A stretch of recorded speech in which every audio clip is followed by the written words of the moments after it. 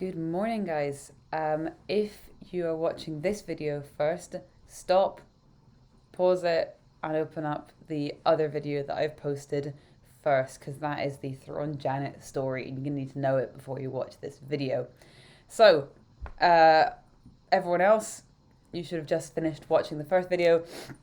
Sorry for the massive overproduction. Got really bored at the weekend, and my husband makes films for a living, so thought it might help you a little bit to have a more dramatic version of it that isn't just me sending you a load of reading and you've got to try and understand it, and instead you can actually hear what it's supposed to sound like. If any of you have parents or grandparents who speak Scots, please apologise on my behalf if I pronounced anything wrong, because obviously, like you guys, I'm still kind of a beginner with Scots. I've only been learning Scots for a few years, so that was my attempt. I hope you enjoyed it anyway. The most important thing, I hope that you understood it. So it was a scary ending to the story. We've had Janet possessed by the deal, wandering about the place. A bit we didn't really cover. Mr. Sulis doesn't believe that it's real. Doesn't really believe it's actually Janet until she finds Janet's dead body. And then sort of goes, well, who's this walking around then? And the whole end of the story is this kind of climactic build-up of Janet coming towards him and making creepy noises and making creepy sort of actions and things like that. And he ends up praying to God, and God comes down out of the sky as a big hand, slaps the devil out of Janet's body, and the devil runs away. And that's kind of what happens at the end. I hope you're able to pick up how all that worked. I've got a few tasks for you today. I'm going to keep this pretty short because you've already watched another video. I'm going to take you through what the tasks are, and that should be, they're a little bit challenging today, so we'll see how you do. So let's move over to the actual slides. So today's the ending of Thrawn Janet. Here's a nice picture that will have been etched around by the time that the story came out, of him lighting that candle. You should remember the candle from the story, and then calling to God to cast out the kind of devil from the body. I remember Thrawn means, I really hope I remember to tell you this, but Thrawn means that her head's all twisted. That's what the word Thrawn means. So you can see her head's all on her shoulder. So we're going to have a look at this small passage.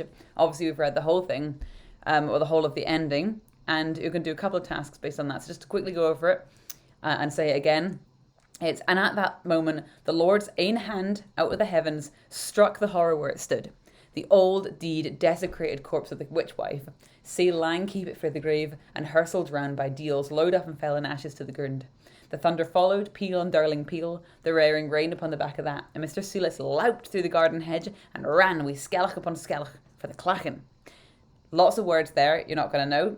So the first thing I'd like you to do in your jotters, or wherever you're taking notes at the moment, is take down this list of vocab. This is another, by the way, etching. This is a much more recent one, and I think it's quite haunting. That's gonna stay in my dreams for a while. Anyway, that horrible face. Anyway, let's back to the vocab. It says that Thrawn Janet is hursled around by deals, so it's flocked around. So when the Lord's hand comes and hits the Janet, you can see that her soul's all gathered around by all these devils, not just the one. We obviously know that Deal is the devil. Raring means roaring, so I think that was describing the rain or something. It says that Mr. Sulis louped over the garden hedge. You probably could have been able to guess that means leapt or jumped. He kind of galloped away. He said it was with skellach upon skellach, a scream upon scream. Just screaming and screaming all the way back to the clachan. The clachan is a term for, like a kind of old term for a village. Okay, so you've got enough words there. There'll still be some words in that passage you don't know. If you want to, you can have a look, use your dictionary and make this list a little bit longer. But these are the ones that I feel like you need to know for the next task. So the next task is pretty easy. I've got 2 sentences. And all I want you to do is write the sentences out in English. So we've got, and at that moment, the Lord's ain hand out the heaven struck the horror what it stood. I want every word here in English. Now, some of them are already English, so that's easy for you. Moment you can stay the same, hand can stay the same, out can stay the same, but the other ones will have to change. That's the easy one. Number 2, Mr. Sulis loped through the garden hedge and ran with skellach upon skellach for the clachan. you should be able to use the vocab that we've just learned to put that into Scots. So this should be a very easy task. It should take you 2 seconds, and I'm just gonna probably just mark it 1 out of 2, 2 out of 2, 0 out of 2, depending on how you do. Okay, rather than give you feedback for it, because you either get it right or you don't.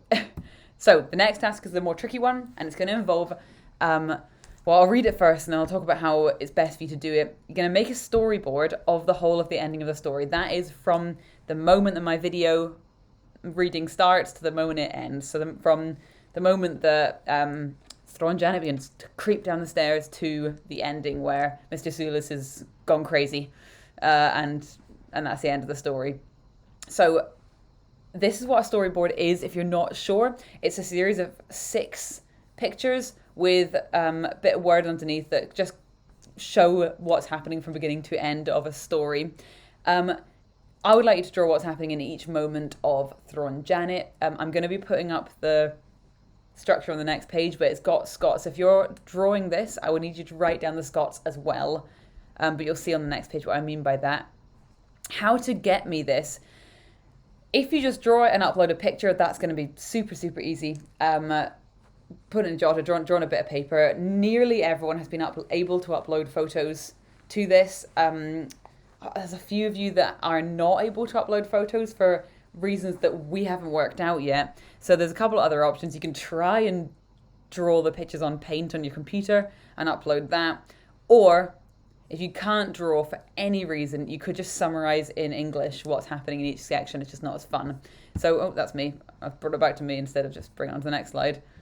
So here is your storyboard. Here are your 6 sections. And for each one, you just need to draw what's happening. So he took the candle again, and as softly as ever he gaed strucht at the manse and to the far end of the causeway. Do you guys know what a causeway is? Just for, that's not a Scots word. That's just, it's like the path. Okay, so he's gone out the manse and down the path. He could feel a hand skirt along the wall, as if the fearsome thing was feeling for its way. So what do you think's happening there? It seemed she was going to speak, but wanted words and made a sign with the left hand. If any of you guys are left-handed in the class, bad luck. Back in the olden days, they thought that if you were left-handed, you had a bit of the devil about you. There was something evil about it. That's why in the olden days, they wouldn't let people who were left-handed write with their left hand, because they thought it meant you were evil. The Latin word for left hand is the word sinister. And we now all know that sinister means kind of creepy and scary, but that's what left hand used to mean. And dexter is what right hand means. So sinister is left hand and dexter is right hand. Anyway, so if Thrawn Janet's making a weird creepy sign with her left hand, it says she's got the devil in her. "Witch, beldam devil," he cried, "I charge you by the power of God, be gone." So what do you think Mr. Sulis is going to look like while he's saying this? What's Thrawn Janet going to look like? And at that moment, the Lord's ain hand out of the heavens struck the hoarder where it stood. I'm looking for some really good pictures of big hands coming out of the clouds here. And Mr. Sulis leapt through the garden hedge and round with skellick upon skellick for the clack. And I want to see a really scared looking Mr. Sulis. So this is a challenging task because it does involve you in a way having to understand all of the Scots. Don't be afraid to look up any words on the internet, on the Scots dictionary.